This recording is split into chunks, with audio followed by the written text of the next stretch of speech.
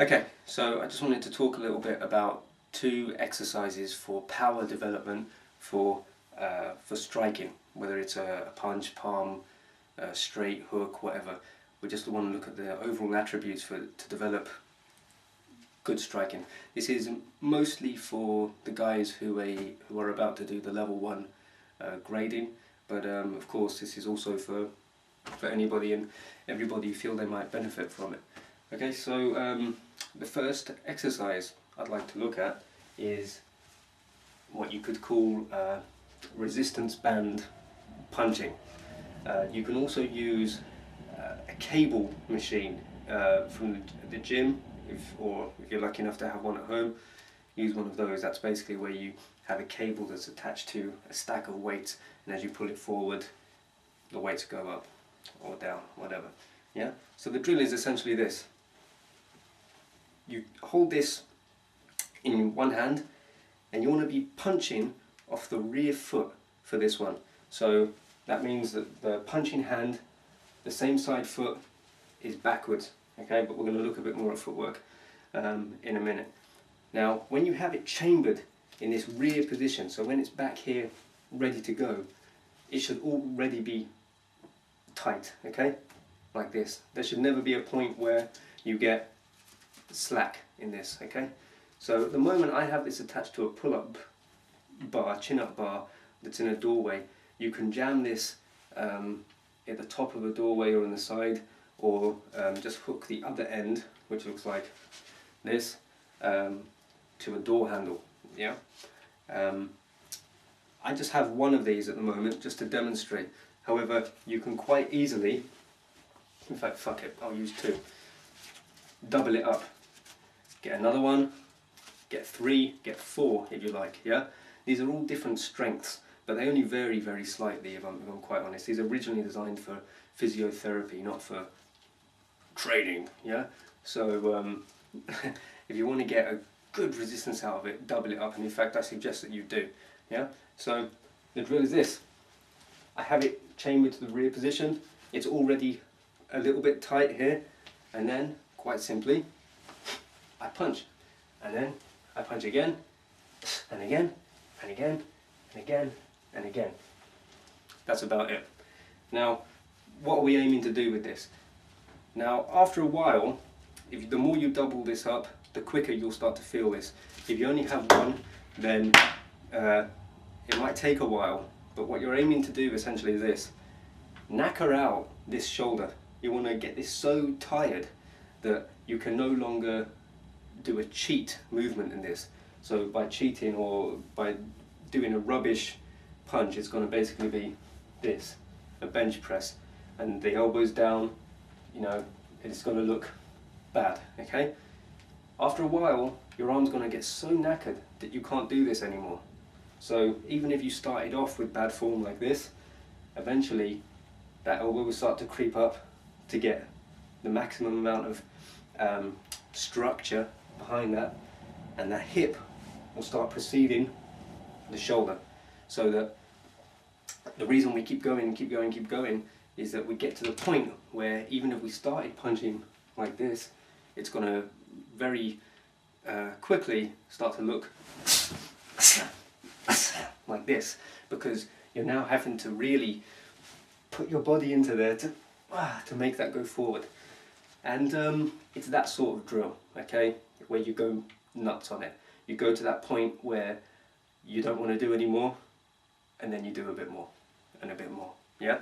And that's how you train your body. This is not, we're not trying to look at form and analyze what we're doing with this drill.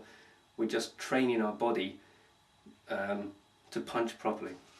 So that basically if we let that thing go, what we're talking about is getting to the point where we're doing this, where we're moving all the body in the appropriate way, and essentially this particular exercise, you've only got to be concerned with two things.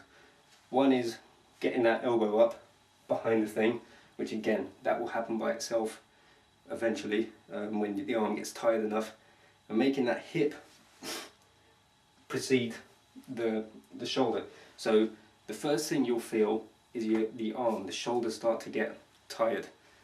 And then you want to keep going and keep going to the point where your core muscles, your abs, start to hurt. You know, this is the type of drill where you've got to, you know, give yourself a hernia to keep going, okay? And keep going, keep going, keep going, to the point where you can no longer straighten the arm out completely. Because that's the goal, by the way, is to get that full range of motion, all the way back, all the way forward, all the way back. When it starts to look like this, it's time to stop. And then take a sip of water, breathe, and do the other side, okay? So that's that one. And like I said, in a minute we'll look a bit more at what the feet are doing during that particular exercise. The next one is a shot put, for probably want of a better name. But essentially all we're doing is taking something relatively heavy and throwing it, okay? So what you'll need for this, first of all, is somewhere where you have grass, preferably a very large space with a lot of grass, i.e. a park, yeah, or if you're lucky enough, a beach where there's sand, or a floor that you don't mind messing up, preferably your own. However, more realistically, it's going to be a park, isn't it? Yeah. So somewhere you've got a relatively flat expanse of grass. Yeah. The other thing you'll need is a heavy thing. This is a weight plate. Basically, it goes onto the end of a bar for a barbell or a dumbbell for weightlifting. This is 2.5 kilos, and this is about as light as you want to go. You don't want to go any lighter than this. You can also use a dumbbell, however, you'd want to use a solid one that is a fixed weight, not one where you can take the weights off and put them back on. The reason being is it's just going to fall apart eventually. Ideally, I would say what's probably best is a medicine ball or a kettlebell, like this. This is 16 kilos, and in my opinion, probably a bit too heavy. Well, it's too heavy for me to do. If I was going to throw this, which I haven't done, but if I was going to, I don't think I could get this more than 2 or 3 meters, so it's probably not the best thing to use. The weight range we want is between 2.5 up to about 12 kilos, in my opinion. I'd say for normal people, for most people, anywhere within that is good. Okay? If you are going to go towards the lighter end of that spectrum, 2.5 kilos, you might find that the first few throws that you do have bad form, because it's so light that you can throw it like this, just like with the resistance band, yeah? But trust me, after a few reps of what I have in mind, you'll start throwing this properly, because the exercise is basically this. You take it, and however you hold it doesn't really matter, not too important, but if you can get it into like a palm strike type structure, that's a good thing, yeah? You chamber it back. Again, we're doing this off the rear foot, just like a punch, coming from back here. Take this from back here, use the other hand to support it if you want, that's fine initially, and then you fucking throw it as far as you can. You'll be tempted to aim up to get more distance out of it. That's not too bad, it's still similar, still the same basic body mechanics, but to keep it within the context of fighting, let's keep it as horizontal as possible, maybe slightly higher. So essentially you're aiming for somebody's head who's maybe slightly taller than you or the same height. Okay, so you're looking to get it as far as you can while throwing it on a relatively horizontal plane. Okay, so like this, throw it as far as you can. It's going to fly off, and if it's shaped like this, it's going to probably start to roll. So guess what? Now you have to chase after the thing, catch it, or just pick it up at least. Pick it up, turn around, or if you've got really large expanse of space, keep going, and then with the same arm, do it again. Throw it, chase after it, pick it up, chamber it, get ready to throw it as hard as you can. Don't just go through the motions of throwing it. Throw it as hard and as fast, as powerfully as you can, okay? As far as you can. Throw it, okay? And you keep doing that And like I said, even if it's quite a light thing like this and you initially start throwing like that, after a few reps of that, you will start looking like this, which is what you're aiming for. And just like with the resistance band, you keep going till you don't want to do any more, then you do a bit more. And then take a break, breathe, a bit of water, do the other side. Okay? Yep, so let's look at some of the feet, what the feet are doing in these exercises. Okay, so with the resistance band, if you imagine I have one in my hand now, what you will find is that as you do this punch off the rear foot, basically both feet will be planted to the ground. You will not get, or you shouldn't get, this rear foot coming off the ground as you would with a real punch. Quite simply because if I have this in my hand, it's pulling me that way. I have a force pulling me backwards, which is not present, hopefully, during a real fight. Yeah.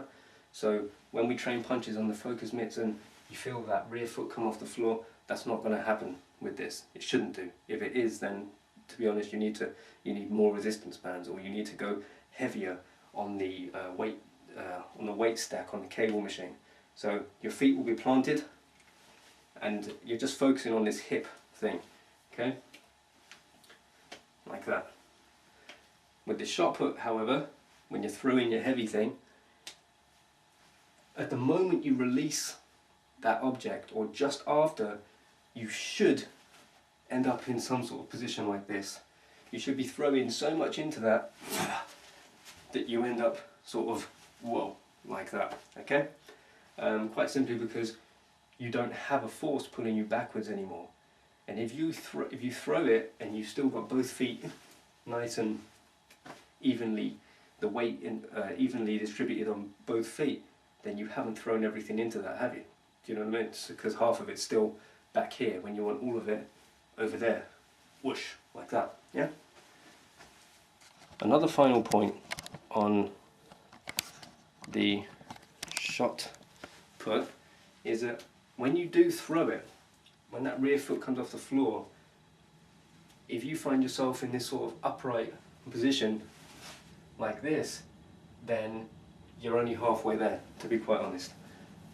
When you throw it for real, 100% effort, you should find that if you took a still shot, like a snapshot of yourself at the moment of releasing that thing, you should be looking something like this.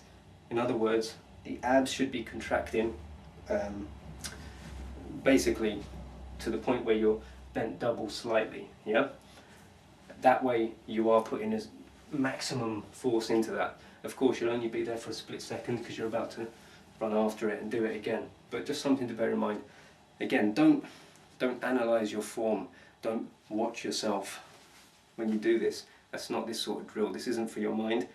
These two exercises are for to teach your body, not your mind. So even if you don't know what you're doing, you're supposed to get into that state of basically exhaustion to the point where you start doing it properly without even trying. Okay, that's the whole point. You should not be thinking during this drill. You should just be sweating and slightly dying as well. Yeah, and that's about it. Essentially, just to conclude, with the resistance band or with the cable machine, the general theme for this, I would say, is focusing on this core stuff, on the hip, because you want to end this drill having a stitch, basically. It should become a core thing. It will feel like an arm thing at first. That won't last long. It becomes a core thing, okay? Shit, you know, it's one of those. With the shot put, the theme is essentially throwing as much weight as you can forward.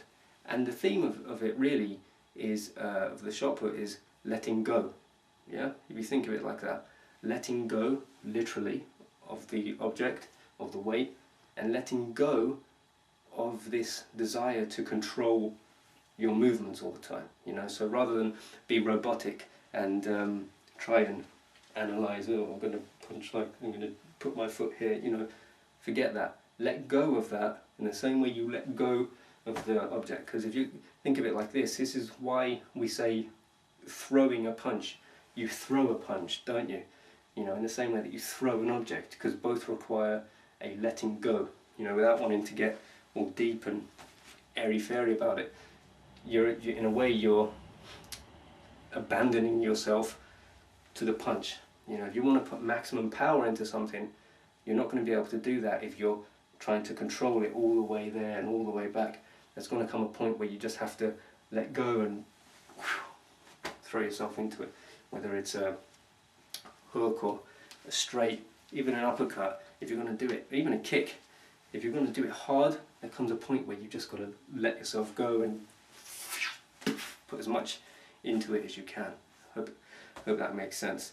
And you know, it's easier said than done. You know, especially when we're training, we're trying to get it right and all that. But sometimes that's what messes us up. You know, there comes a point where you've got to stop thinking about it and just be goal-oriented, which is hit that thing as hard as you can, or in this case, throw that thing as far as you can.